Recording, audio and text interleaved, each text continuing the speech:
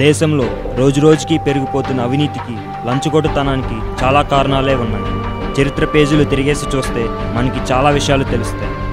British వాళ్ళు దాదాపు 200 సంవత్సరాలు పరిపాలించి మనకిచ్చిన ఈ స్వతంత్రాన్ని మన పాలకులు ఎంచుకున్న రాజ్యాంగ విధానాలు, వ్యవహరిస్తున్న తీరు, చేసిన చట్ట సవరణలు, బలహీనమైన న్యాయ వ్యవస్థ, ఇలా చెప్పుకుంటూ పోతే అన్ని శాఖలను మనం పరిగణలోకి తీసుకోవాలి. ఎందుకంటే ఈరోజు దేశంలో అవినీతి అన్ని శాఖల్లోనూ ఉంది కాబట్టి.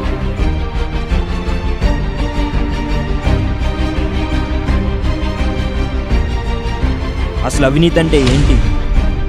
అది ఎలా దేశ అభివృద్ధిని ఆపేస్తుంది? అవినీతి అంటే ప్రజాప్రతినిధులు కానీ, అధికారులు కానీ ప్రజలకు ఖర్చు పెట్టవలసిన డబ్బును వారే స్వాహా చేస్తే అది అవినీతి అంటారు. అసలు మన పాలకులు ఇంత అవినీతికి పాల్పడుతున్నారు అంటే దానికి కారణం కఠినమైన శిక్షలు లేకపోవడం, బలహీనమైన న్యాయ వ్యవస్థ. ఎన్నికల సమయంలో మన అభ్యర్థులు హామీలన్నీ నెరవేర్చా అని బల్లగుద్ది చెబుతారు. నా జీవితం తెరిసిన పుస్తకం అని ఫోజు కడతాడో అభ్యర్థి. ఈ వంతెనలు, రహదారులు నా వల్లే అని ఆర్భాటంగా ప్రకటిస్తాడో అభ్యర్థి. ఏది నిజం? ఎంత నిజం? ఎవరిని నమ్మాలి? ఎవరిని పొమ్మనాలి? ఎవరికి ఓటేయాలి? ఎవరిపై వేటేయాలి అన్న ప్రశ్న ఓటర్లలో తలెత్తుతుంది. దేశంలో 30% మంది ఎంపీలు, 4800 మంది పైగా ఎమ్మెల్యేలు నేర చరిత్ర ఉంది. ఇలాంటి కద్దరు పెద్దల్ని కదిలించాలంటే పాము పుట్టలో చేయి పెట్టడమే అన్నట్టుగా ఓటరు భావిస్తున్నాడు. మరి వాళ్ళు చేసేది తప్పని తెలిసినా మన ప్రజలు మాత్రం మాకేం సంబంధం లేదు అన్నట్టుగా వ్యవహరిస్తున్నారు. రూరల్ ప్రాంత ప్రజలను తీసుకుంటే వారు ఎన్నికల సమయంలో తాము ఎవరికి ఓటేసినా పర్వాలేదు, ఎవరు నిలబడ్డా మాకు సంబంధం లేదు, తమకు రావాల్సిన మద్యం, డబ్బు, వస్తువులు వస్తే చాలు. నిలబడ్డ అభ్యర్థి ఎంత దుర్మార్గుడైనా ఎన్నికల్లో గెలుస్తున్నాడంటే ఇదే కారణం. మరి ఇది ఇలా ఉంటే జవాబుదారీతనం లేకపోవడం, సమాచార హక్కు చట్టంపై అవగాహన లేకపోవడం రాజకీయ నాయకులకు, అవినీతి పరులకు మరింత ప్రోత్సాహంగా మారింది.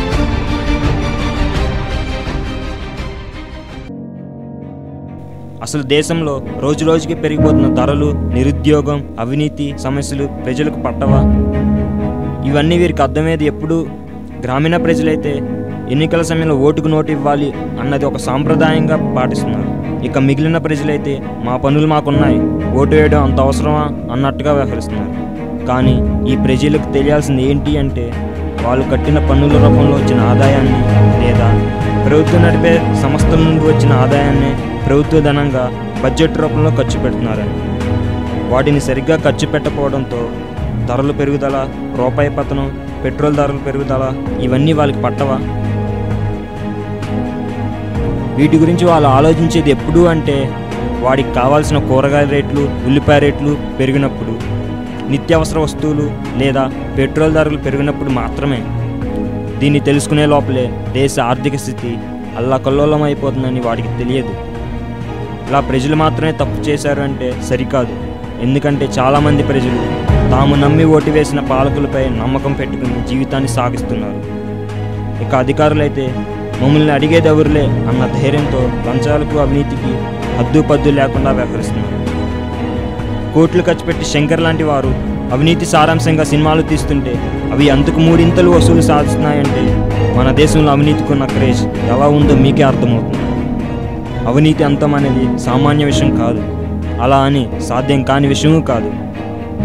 పటిష్టమైన పాలనా వ్యవస్థను ఏర్పరచుకుని కఠినమైన చట్ట సవరణలు తీసుకొచ్చి సిబిఐ, లోకాయుక్త, లోక్పాల్, ఏసీబీ లాంటి వ్యవస్థలకు స్వతంత్ర హోదా కల్పించినప్పుడు, అన్నిటికంటే ముఖ్యంగా ప్రజలే పాలకులైనప్పుడు, అవును ప్రజలే ప్రభువులుగా మారాలి.